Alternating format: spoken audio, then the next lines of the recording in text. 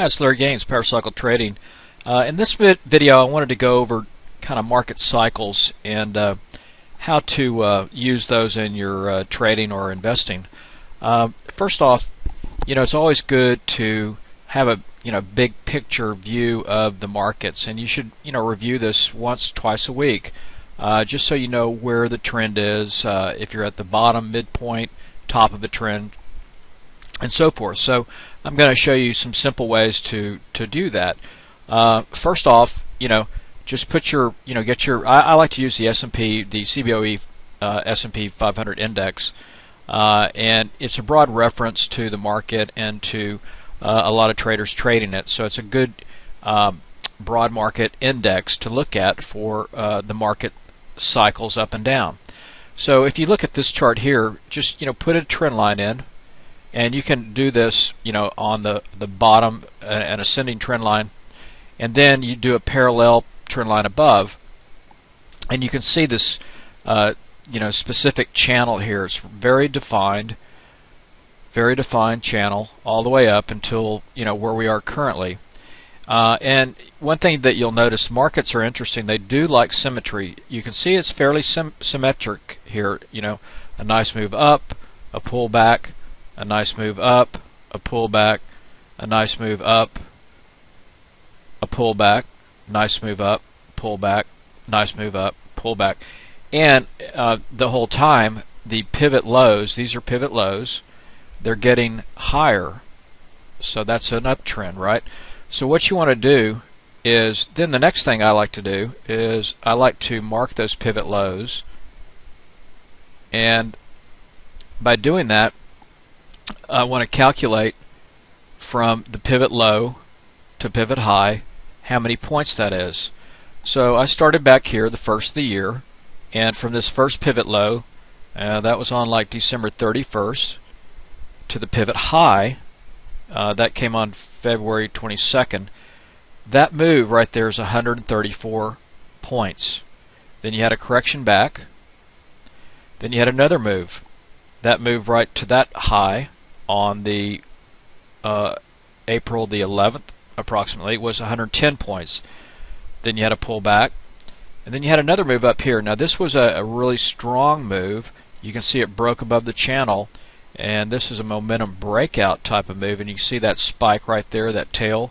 So it really spiked higher, and then came back down to the channel, consolidated, moved down, and then from this pivot low to this high, that's 135 points, then another move down, then another move up, and that was roughly 103 points, another move down, and this was that prior pivot low on the 10th of October, and here we currently are right here. We had a pivot high, and we made that high actually yesterday after the Fed meeting on the 30th of October at 1775.22, and this is 130 points.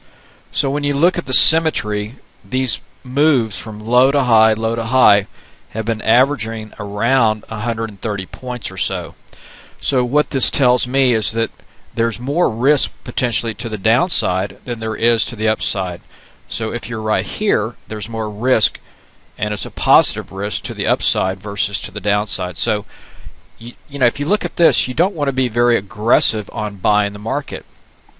You should be looking at stock specific things that are, if you're going to buy something, you want to make sure you buy the strongest sector of the market. And the other thing, you want to be careful of getting too big of a position, because if this market, you never know when it's going to roll over. I mean, it could continue higher like it did in here, but when you have a 130 point plus move, the symmetry of this market has been moving up to 130 points and then pulling back, up to 130 points, pulling back plus or minus 5 points. So from a risk reward standpoint, it doesn't make sense to be aggressively long here.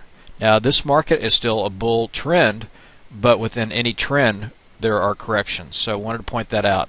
Now another thing that's just a real simple way to look at it too is just put a simple RSI in here, and you can see every time you hit over this 70 percentile, you kind of stalled out. You finally stalled out there, pulled back.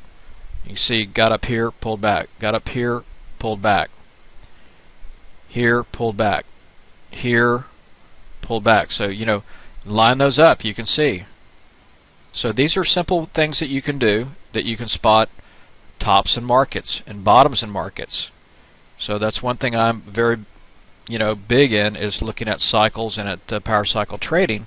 That's a big way that we trade. A lot of the things that we're doing is based on price cycle. The next step in your analysis is to compare the indexes, and you can do this with pretty much everything, but I like to stack up the Dow futures. I'll put the Dow. If you don't have futures, you could use the ETFs. So the Dow futures, the S&P futures, the Russell 2000, the NASDAQ futures, and the transports. And then what you're going to look for is, you know, to see if they're all still trending, or if there's any kind of divergence where, you know, maybe one's heading up, the others are heading down, or vice versa. So if you look here, you can see the Dow just yesterday came back, hit that 100% retracement back up from that high back in September to the low.